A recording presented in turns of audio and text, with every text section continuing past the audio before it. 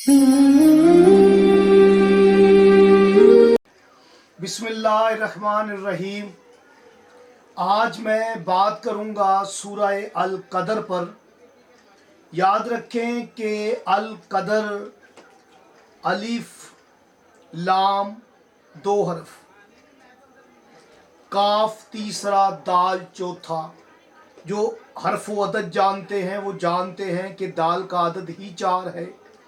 तो कदर में जो चौथे नंबर पे हरफ है वो भी दाल है, और 5वें नंबर पर जो हरफ है वो रे है।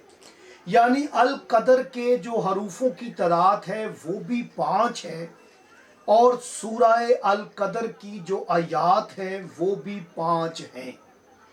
ये इशारा है पंजतन पाक अलैहिस्सलाम की तरफ, और ये इशारा है इमाम हुसैन अलैहिस्सलाम की तरफ, क्योंकि 5 आयात है, 5 हरूफ हैं।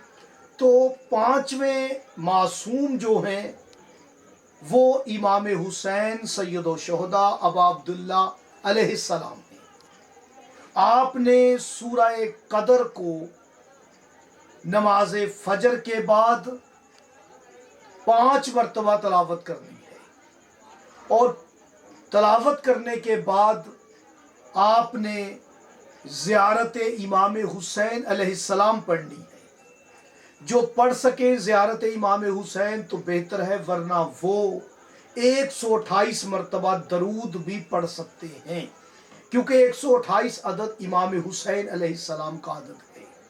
आप 128 मरतबा दरूद पढ़ के दुआ करें, और अल्लाह पाक को इमाम हुसैन अलैहिस्सलाम के तवस्सल से, वास्ते से आपने दुआ करनी है।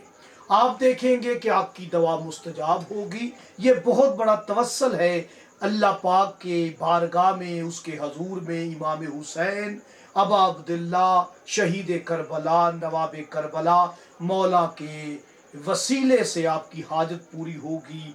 बेउलाद औलाद के लिए कर सकता है अमल, बीमार शिफा याबी के लिए कर सकता है, बेरोजगार रोजगारी के लिए कर सकता है। गोया जो भी आपका नेक जायज़ मकसद है आप इस अमल को कर सकते हैं।